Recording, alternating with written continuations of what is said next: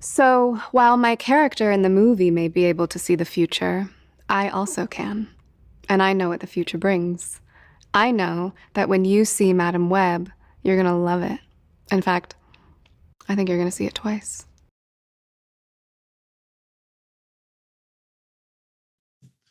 Ooh.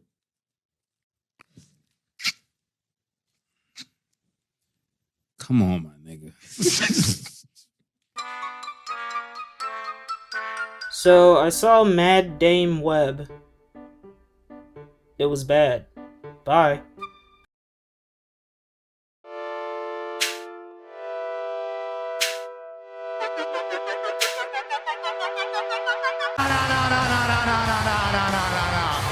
No way!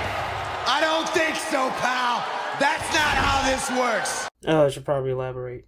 So, Sony Pictures really wants to do a Sinister Six movie someday, and they also really want to justify owning the movie rights to Spider-Man, but they loan out Spidey to the MCU, so they spend their time making Spidey-adjacent movies where they feature Spider-Man villains, but without Spidey.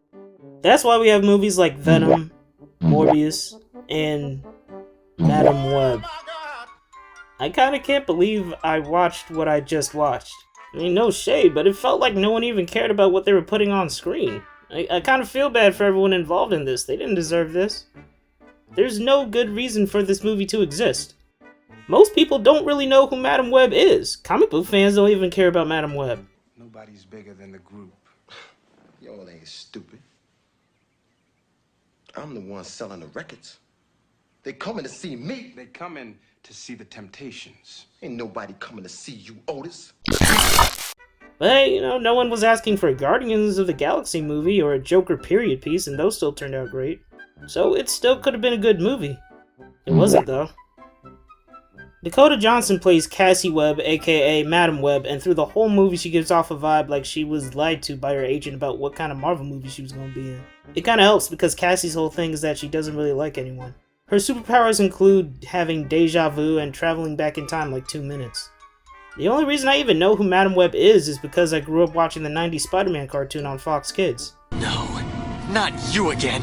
I still have something very important for you to do. Have you forgotten that I have been preparing you this long while for the most important battle of your life? I remember all of my encounters with you, Madam Web. I want nothing to do with you. Bitch, who the hell you think you're talking to, ho? I ain't one your little mama, ho. I didn't walk away from those appearances thinking, ah man, I'd love to see her get a movie one day. Anyway, the main premise. Madam Web, I'm not calling her that the whole video. Cassie is your average paramedic who no one understands until one day she comes across these 3 girls and has a vision that this dude named Ezekiel, dressed like 2D Spider-Man, kills all 3 of them. So she takes it upon herself to save these 3 girls and figure out why they're all connected. You know, Ezekiel is actually a character from the comics, as it turns out, and he looks like this. Yet for some reason, they got him dressed like this in the movie. Now, I'm not one for conspiracy theories, but I kind of feel like the only reason why they would have Buddy in a fake-ass Spidey costume is to kind of trick people who might not know better by putting him in the trailer and make them think, oh, hey, Spider-Man's in this? Yeah, I'll check it out. I don't think it worked very well, though. Come on, my nigga. One thing that actually did work for me was the relationship between the 3 girls. I thought they played off of each other pretty well. However, they didn't give them much to work with, and some of them were pretty miscast. Sydney Sweeney's playing a character who's supposed to be shy and reserved and a teenager, but she looks like Sydney Sweeney, Yo, mama, can I brother holler at you? Holler, holler, holler. who is also very much not a teenager. Old girl from the Door movie is okay, but she doesn't even really get the chance to leave an impression. And what's her name? Maddie is basically in one mode the whole movie, annoying. I can see the future. Oh, what the hell? She didn't see that coming? She's kind of playing like the bratty, you know, teenage girl who's kind of like mean to everyone. But, you know, these aren't exactly the most fleshed out characters I've ever seen. Production-wise, there were so many issues with this movie that I kind of can't believe they dropped it in this condition. Like, throughout the whole movie, they do these weird zoom-ins, they do these disorienting audio effects whenever Cassie has a vision.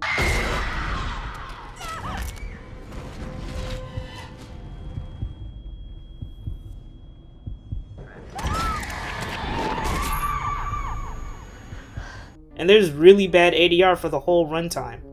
Especially with the main villain, Ezekiel. Right. I think English might be the poor guy's second language, and they really didn't do him any favors. Half the time it's like watching an old-ass kung fu movie.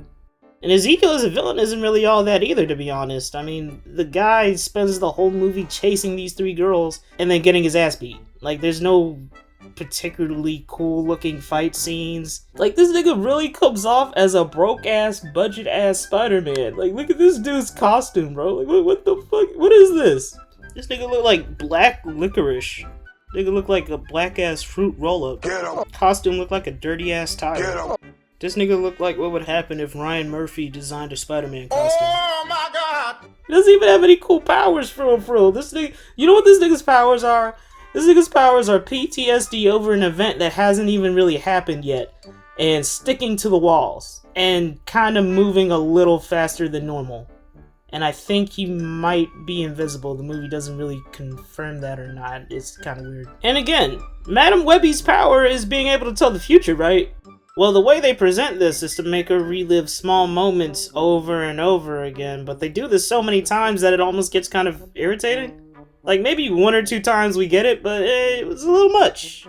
At one point, DJ Webstar easily steals the taxi and takes off the license plate and spends like 70% of the movie traveling between New York and Jersey with a stolen, license plateless taxi with no problem. Even pulling up to a post-2001 New York airport with one. How'd that work? So last year, I predicted that the suits we see the 3 girls in the trailer wouldn't even show up for most of the movie and would only show up in visions. And shit, nigga, my mom must have gotten bitten by a magical superpower giving spider too, because not only do they never actually show up in universe in costume, they don't even get their powers in the movie. Okay, what the? It's actually insane how much Sony wants this movie to be connected to Spider-Man. A while back, a rumor came out that Adam Scott was playing a younger Uncle Ben in this movie, and I just assumed people were just being funny and making shit up. And then it actually happened in the movie. Adam Scott is actually playing Uncle Ben.